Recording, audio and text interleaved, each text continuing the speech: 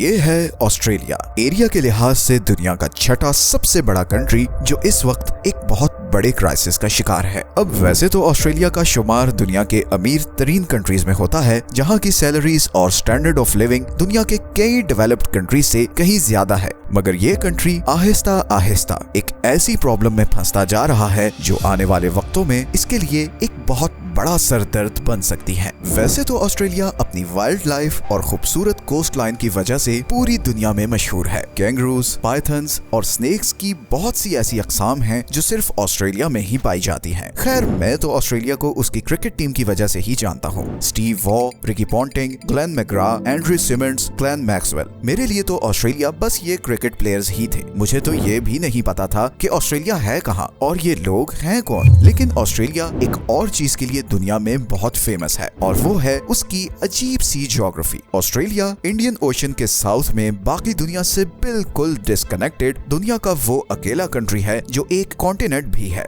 अगर हम ऑस्ट्रेलिया का मैप देखें तो एक चीज बड़ी ऑब्वियस नजर आती है कि ऑस्ट्रेलिया के करीबन 90% एरिया पर रेगिस्तान है और इसीलिए ऑस्ट्रेलिया की 85% पॉपुलेशन इधर ऑस्ट्रेलिया की कोस्ट लाइन पर रहती है। तो अगर देखा जाए तो करीबन 85 to 90% ऑस्ट्रेलिया बिल्कुल खाली है। ऑस्ट्रेलिया की 75% आबादी सिडनी, मेलबर्न और ब्रिस्बेन इन 3 शहरों में रहती है और ये तीनों शहर ऑस्ट्रेलिया की कोस्ट लाइन पर हैं। ऑस्ट्रेलिया की इस पॉपुलेशन पैटर्न को समझने के लिए हमें हिस्ट्री में जाना पड़ेगा, बिकॉज ऑस्ट्रेलिया पूरी ह्यूमन हिस्ट्री में गुमनाम रहा है और इसे विलियम जैन नाम के एक डचमैन ने 1606 में पहली बार डिस्कवर किया, जब वो इंडोनेशिया से ट्रेड का सामान लेकर वापस जा रहा था और रास्ते में समुद्री तूफान की वजह से उसकी शिप इधर टिमोर सी में आ गई और वहीं उसे दूर एक जजीरा नजर आया। ये ऑस्ट्रेलिया था। विलियम ने वापस जाकर सबको इस आइलैंड की खबर दी और फिर 1770 में British explorer captain James cook अपने चंद साथियों के साथ इस सफर पर निकला और ऑस्ट्रेलिया की ईस्टर्न साइड पर बॉटनी बे पर आकर रुका।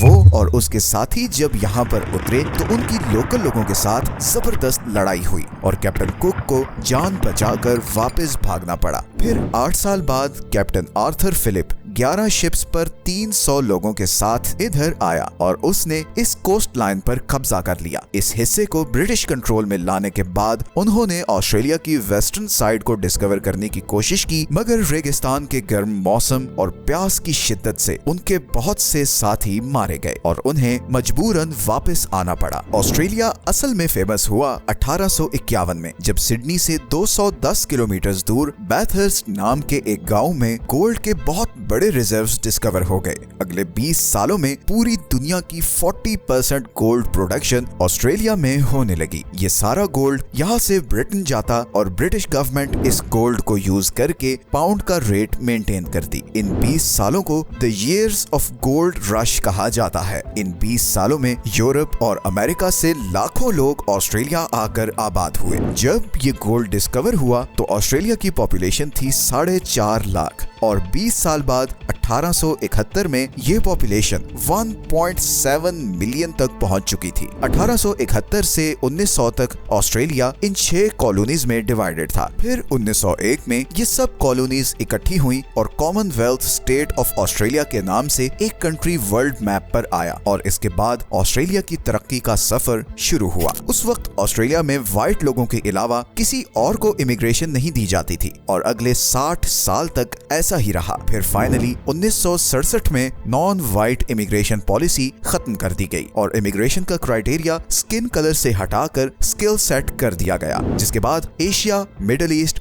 और पैसिफिक से हजारों लोग ऑस्ट्रेलिया में आकर आबाद होना शुरू हुए और आज की डेट तक बहुत से कल्चर्स और कंट्रीज से लोग ऑस्ट्रेलिया आकर आबाद हो रहे हैं और इसीलिए ऑस्ट्रेलिया अब एक मल्टीकल्चरल कंट्री है जहां पर आपको हर रेस और रिलीजन के लोग मिलेंगे। आज ऑस्ट्रेलिया दुनिया का सबसे फ्रेंडलीएस्ट कंट्री है और क्वालिटी ऑफ लाइफ के लिहाज से वो दुनिया में 8th नंबर पर है और इसीलिए साउथ एशिया के बहुत से लोगों के लिए वो एक ड्रीम कंट्री भी है। मगर ऑस्ट्रेलिया एक ट्रैप में फंसता जा रहा है। ऑस्ट्रेलिया पिछले कुछ सालों में दुनिया के लीस्ट अफोर्डेबल कंट्रीज की लिस्ट में टॉप पर आ चुका है। ऑस्ट्रेलिया के 3 शहर टॉप 10 अनअफोर्डेबल सिटीज की लिस्ट में आ चुके हैं। सिडनी हांगकांग के बाद दुनिया का दूसरा सबसे महंगा शहर है। ऑस्ट्रेलिया को अनअफोर्डेबल बनाने में उसकी हाउसिंग मार्केट का बहुत बड़ा रोल है। अभी तक की वीडियो देखकर तो आप यही सोच रहे होंगे कि ऑस्ट्रेलिया में इतनी ज्यादा खाली जगह है तो यहाँ पर घर लेना तो बहुत ही अफोर्डेबल होगा, मगर रियलिटी इसके बिल्कुल ऑपोजिट है। लेकिन इससे पहले मैं थोड़ा सा ऑस्ट्रेलियन मेंटालिटी के बारे में आपको बताता हूँ। वैसे तो दुनिया में आप कहीं भी हो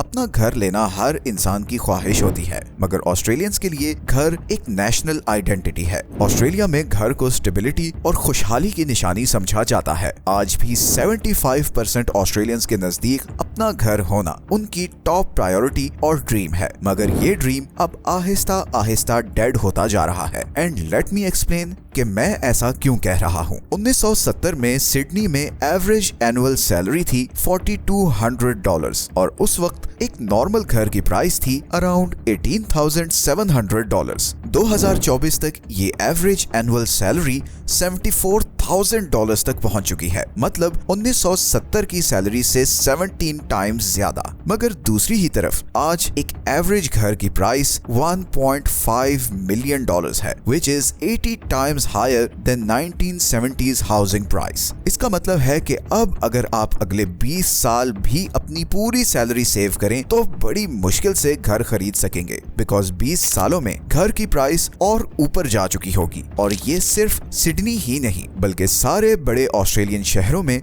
यही हाल है। इवन ऑस्ट्रेलिया में जो लोग $1 लाख भी कमा रहे हैं वो सिर्फ 13% घरों को अफोर्ड कर सकते हैं, और इवन इन 13% घरों के लिए भी उन्हें बहुत ज्यादा मॉर्गेज लेना पड़ता है। और इसीलिए Australian households have one of the largest debts in the world. और ये सिचुएशन अब मजीद खराब होती जा रही है, बिकॉज हर साल ऑस्ट्रेलियन पॉपुलेशन में 4 लाख लोगों का एडिशन हो रहा है। ऑस्ट्रेलिया की पॉपुलेशन ग्रोथ कनाडा और यूएसए से ऑलमोस्ट डबल है। इस पॉपुलेशन ग्रोथ की सबसे बड़ी वजह इमिग्रेशन है। हर साल चाइना और साउथ एशिया से हजारों लोग ऑस्ट्रेलिया आते हैं। इनमें से कुछ लोग तो सालों बाद ऑस्ट्रेलिया के नेशनल बन जाते हैं, मगर बहुत से लोग लाखों रुपए डिग्री पर खर्च करके भी नेशनैलिटी नहीं ले पाते, और वो ऑड जॉब्स करके और डिफरेंट छोटे मोटे कॉलेजेस में एडमिशन लेकर अपना वीजा एक्सटेंड करते रहते हैं, इसी उम्मीद पर कि कभी तो पॉइंट्स पूरे होंगे और उन्हें पीआर मिल जाएगी। लेकिन इतने ज्यादा इमिग्रेंट्स को अकोमोडेट करने के लिए जितने घरों की डिमांड है, सप्लाई उससे बहुत कम है, और इसी सप्लाई और डिमांड के फर्क की वजह से ऑस्ट्रेलिया में घरों की प्राइस को तो जैसे आग लगी हुई है, क्योंकि 90% ऑस्ट्रेलियंस इन्हीं 4 शहरों में रहते हैं। गो के बीच में पूरी जमीन खाली पड़ी है, मगर वो इस काबिल नहीं कि वहाँ कुछ भी उगाया जा सके या वहाँ जिंदगी गुजारी जा सके। इसीलिए इस बढ़ती हुई पॉपुलेशन के लिए बस ये 3-4 शहर ही बचते हैं। अब क्योंकि सारी जॉब्स और यूनिवर्सिटीज भी इन्हीं शहरों में हैं, तो इमिग्रेंट्स और स्टूडेंट्स भी इन्हीं शहरों में आते हैं। अब ऑस्ट्रेलिया के पास एक ऑप्शन तो ये है कि वो इमिग्रेशन पर रिस्ट्रिक्शन लगा दे, मगर ऐसा करने से ऑस्ट्रेलिया की अपनी इकोनॉमी पर बहुत बुरा असर पड़ेगा, बिकॉज ऑस्ट्रेलिया की ऑलमोस्ट 17% इकोनॉमी फॉरेन स्टूडेंट्स की वजह से चलती है।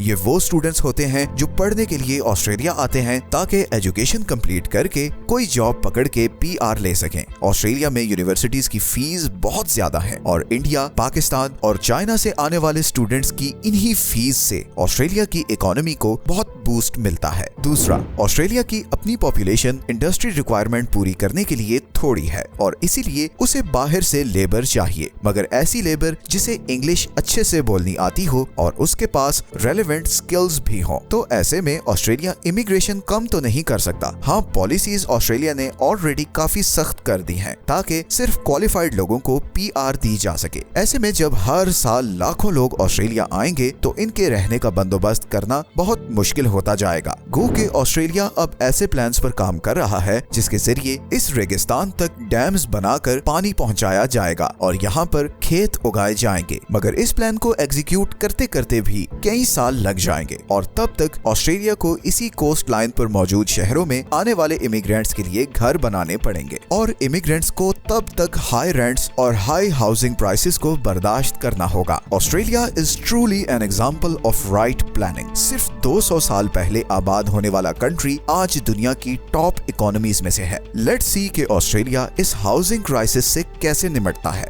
वीडियो अच्छी लगी है तो इसे लाइक और चैनल को सब्सक्राइब जरूर कर लें। मिलते हैं नेक्स्ट वीडियो में एक और इंटरेस्टिंग टॉपिक के साथ। तब तक अपना ख्याल रखें। अल्लाह हाफिज।